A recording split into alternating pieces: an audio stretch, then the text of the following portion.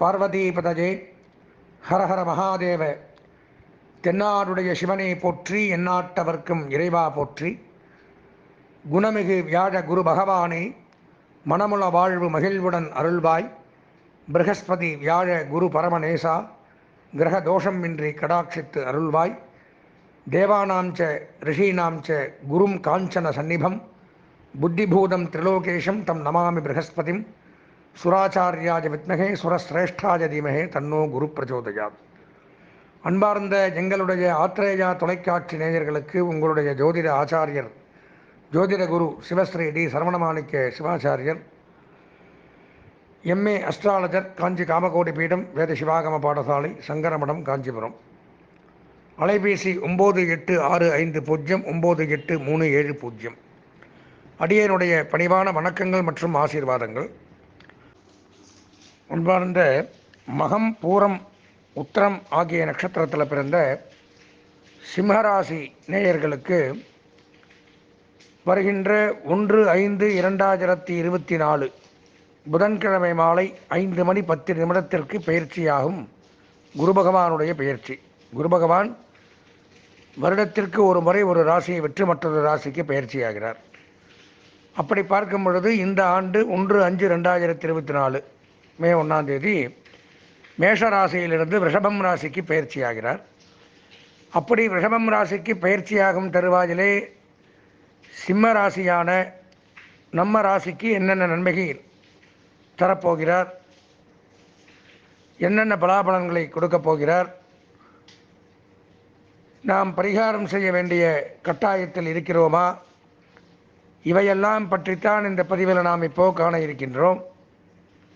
பொதுவாக நாம் பார்க்கறது அப்படிங்கிறது ஒரு கோச்சார ரீதியான பலாபலன்கள். கோச்சாரங்கிறது சிம்ம ராசியில் பல கோடி பேர் இருப்பாங்க.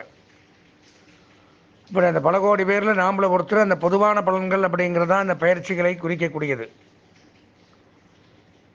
அது போக அவரவர்களுக்கென்று சொந்த ஜாதகம் அப்படின்னு ஒன்று இருக்கும். அதில் குரு பகவான் எங்கே இருக்கார், அவர் நன்மை தந்தாலும் தீமை தந்தாலும் இந்த பயிற்சியாவதற்கும் கோச்சார பலனத்திற்கும் சொந்த ஜாதகத்திற்கும் சம்பந்தம் உண்டா அப்படின்னு பார்த்தோம்னா கண்டிப்பாக உண்டு.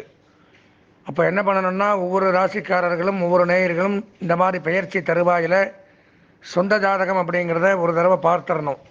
குரு பயிற்சி மூலமாக நம்ம ஜாதகத்தில் குரு எங்கே இருக்கார், இது நன்மையை தருமா தீமையை தருமா அப்படிங்கிறத.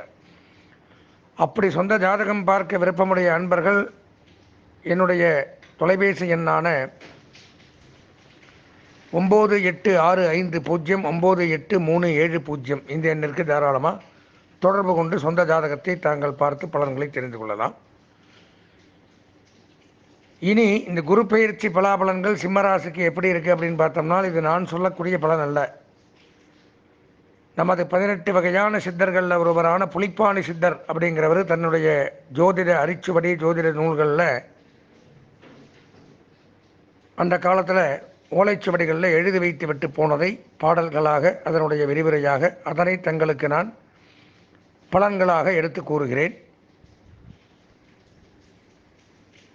முதல்ல கடந்த ஆண்டு சிம்மராசிக்கு குரு பகவான் 9ஆம் இடம் அப்படின்னு சொல்லக்கூடிய மிகச்சிறந்த இடத்துல இருந்தார். ஓடிப்போனவனுக்கு 9ல் குரு, அகப்பட்டவனுக்கு அஷ்டமத்தில் சனி. நன்மைகள் அதிகம் நடக்கக்கூடிய ஸ்தானத்தில் குரு பகவான் இருந்தார். கஷ்டங்களை விட்டு ஓடினவனுக்கு 9ல் குரு, கஷ்டத்தில் மாட்டினவனுக்கு 8ல் சனி. இதுதான் அதனுடைய வாக்கியம். அப்பேற்பட்ட குரு பகவான் இப்பொழுது 10ஆம் இடம் அப்படின்னு சொல்லக்கூடிய தொழில் ஸ்தானம், ஜீவனஸ்தானம், கர்மஸ்தானம் அப்படிங்கிற இடத்திற்கு வரார். வரும்பொழுது என்ன பண்ணுவார் அப்படின்னு பார்த்தோம்னா, 10ல் பார்ப்பான் பதவியை கெடுப்பான், 10ல் குரு பதவி பறிபோகும், ஈசனார் ஒரு 10லே தலையோட்டிலே இறந்து உண்டதும், போமப்பா இன்னொரு புதுமை கேளு, பொன்னவனும் பால் மதிக்கு 10ல் ஏற, ஆமப்பா ஆதிசிவன் தெருவதோறும் அரகரா ஐயமெடுத்து உண்டாரையா அப்படின்னு புலிப்பாணி சித்தர் பாடல் எழுதியிருக்கார். 10லே குரு பகவான் வந்தால் கண்டிப்பாக பதவி பறிபோகும், தொழிலில் நஷ்டம், வியாபாரத்தில் நஷ்டம், உத்தியோக மாற்றம், வேலை மாற்றம், இடமாற்றம், இந்த மாதிரிலாம் கொடுப்பார். தொழிலில் ஒரு நிம்மதி இருக்காது. கஷ்டப்பட்டு வேலை செஞ்சாலும் பாராட்டு கிடைக்காது. அதிகப்படியாக உழைக்கணும், உழைப்புக்கு தகுந்த ஊதியம்ங்கிறது கிடைக்காது. 10ஆம் இடத்துல குரு பகவான் வரும்பொழுது தான் சிவபெருமானை பிச்சை எடுத்து சாப்பிட்டாராம். தலையோட்டிலே இறந்து உண்டதும், தலையோடுனா மண்டையோட்டில் பிச்சை எடுத்து சாப்பிட்டது. 10 ஏற ஆமப்பா ஆதிசிவன் தெருவுதோறும் அரகரா என்று சொல்லி ஐயமெடுத்து உண்டாரையான்னு முடிக்கிறது. தெருவு தெருவா பிச்சை எடுத்தாரா சிவபெருமான். அப்போ ஏற்பட்ட ஒரு சூழ்நிலை அப்படிங்கிறது தான் இந்த 10 குரு நமக்கு கொடுக்குது. இது பாடல்களுடைய விளக்கம். பொதுவான பலாபலன்கள் அப்படின்னு பார்த்தோம்னா, நீங்கள் நல்லா தெரிஞ்சுக்கணும். என்னடா எல்லாமே இவர் கெடுதலாக சொல்கிறார். நான் சொல்லலை, முதல்ல சொல்லிட்டேன். இது இந்த இடத்துல இந்த குரு பகவான் இருந்தால் இந்த பலன்கள் தான் விதிக்கப்பட்டது. அதைத்தான் முன்னோர்கள் சித்தர்கள்லாம் பாடலில் எழுதி வச்சுட்டு போகிறாங்க. அதை நம்ம அனுபவிக்கணும். நீங்கள் சந்தோஷப்படணும் அப்படிங்கிறதுக்காக எல்லாமே சூப்பராக இருக்கும், நல்லா இருக்கும், ஒன்றும் கவலைப்பட வேண்டாம்னு சொல்ல முடியாது. இருக்கிறத சொல்கிறது தான் ஜோதிடம் கண்டிப்பாக. அதனால் அதுக்கு பரிகாரங்கள் உண்டு, அதை நிவர்த்தி பண்ணிக்கலாம். அப்போது பொருள், பணம் இருக்கும் இடம், உடல் ஆரோக்கியம் இவற்றை நாசம் செய்வார். முதல்ல பொருளை அழிப்பார். இருக்கக்கூடிய 9ஆம் இடத்துல குரு நாம் சம்பாதித்து வச்சுருந்த சேமிப்பு இதெல்லாம் கரையும். பணம் இழப்பு ஏற்படும். இருக்கும் இடத்தை மாற்றுவார். கண்டிப்பாக இடமாற்றம் அப்படிங்கிறது உண்டு. உடல் ஆரோக்கியத்தை நாசம் செய்வார். உடல் ஆரோக்கியத்தில் கவனமாக இருக்கணும். மருத்துவ செலவுகள் வரலாம். செய்யும் தொழிலில் கஷ்டங்களை கொடுப்பார். நான் முதல்ல சொன்ன மாதிரி செய்கிற தொழிலில் கஷ்டங்கள்.